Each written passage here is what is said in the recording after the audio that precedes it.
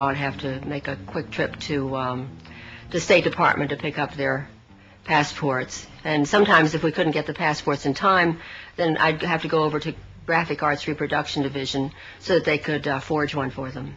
Most of them were artists in there, but they were recruited from prisons because they were forgers, and they were master forgers. They were people who knew how to forge money, and they forged all kinds of things. That's how they made their living.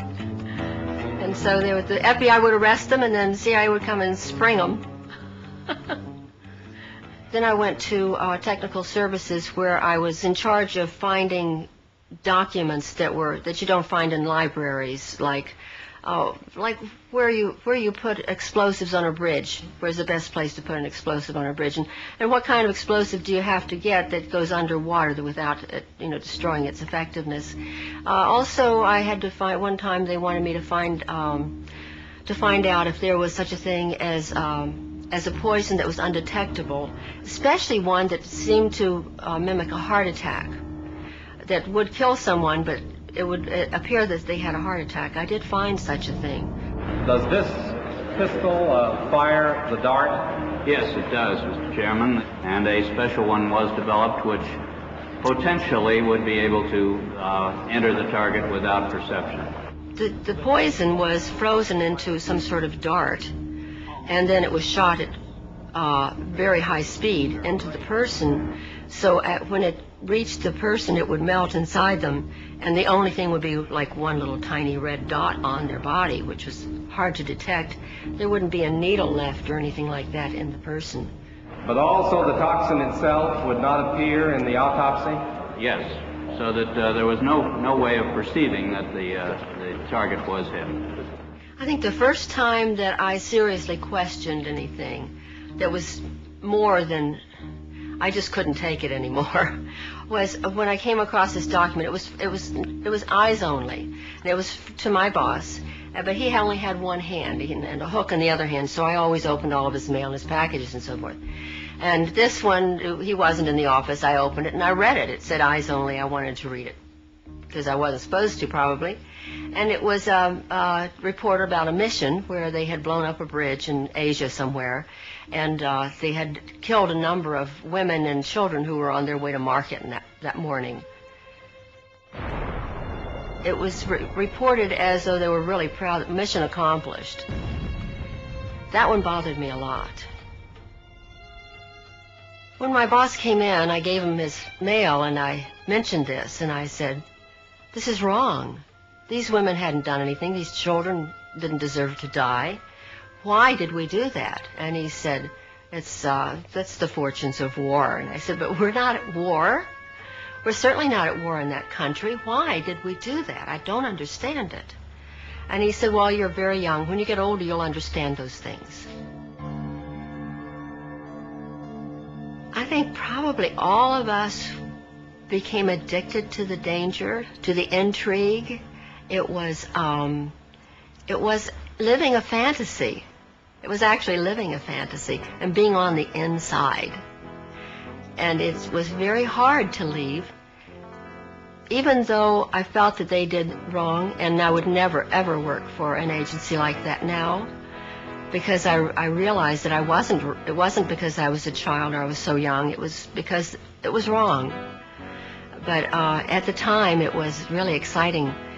After that, there was no other job I could have ever again in my life that would be that exciting. I knew that.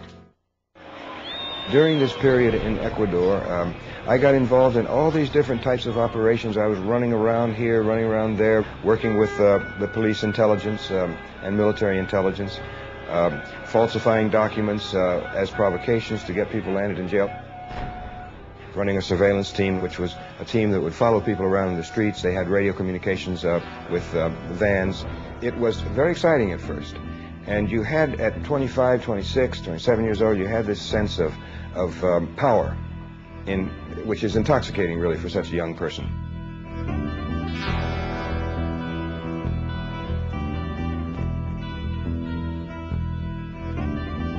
My motivation was partly the youthful romantic aspect of it, which was the idea of secret work, of being abroad in strange cultures and communities, but patriotism was also a very strong motivation. It was a period in which we still had to do compulsory military service, and the draft was breathing down my neck, and I had to do it one way or another. And the CIA...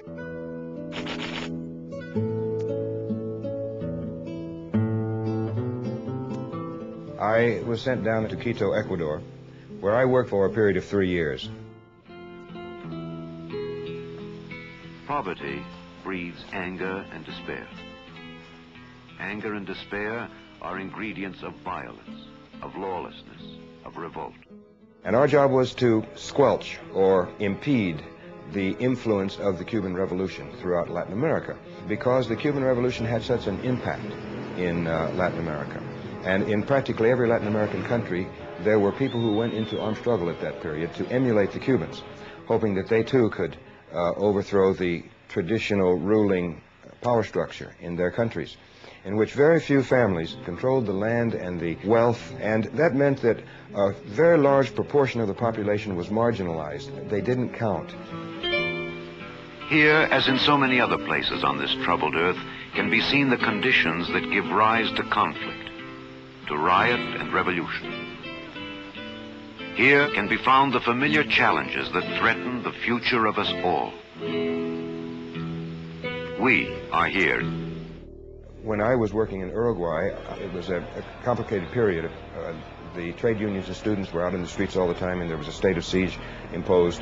And we wanted to stop these lightning demonstrations, which were making our police look bad. And so one of the leaders of these squads of the Communist Party was Oscar Bonaudi.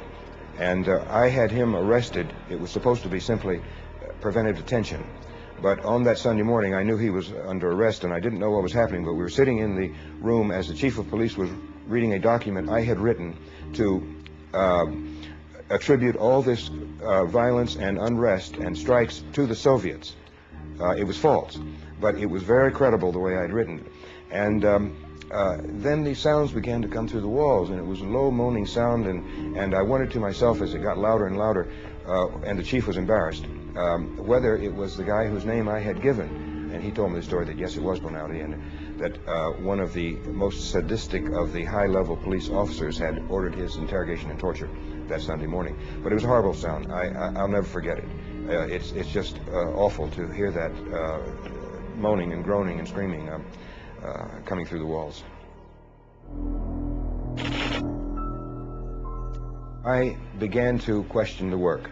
The initial thrill of being on the inside, of having this secret power, of knowing things that individuals and governments try to hide, had faded.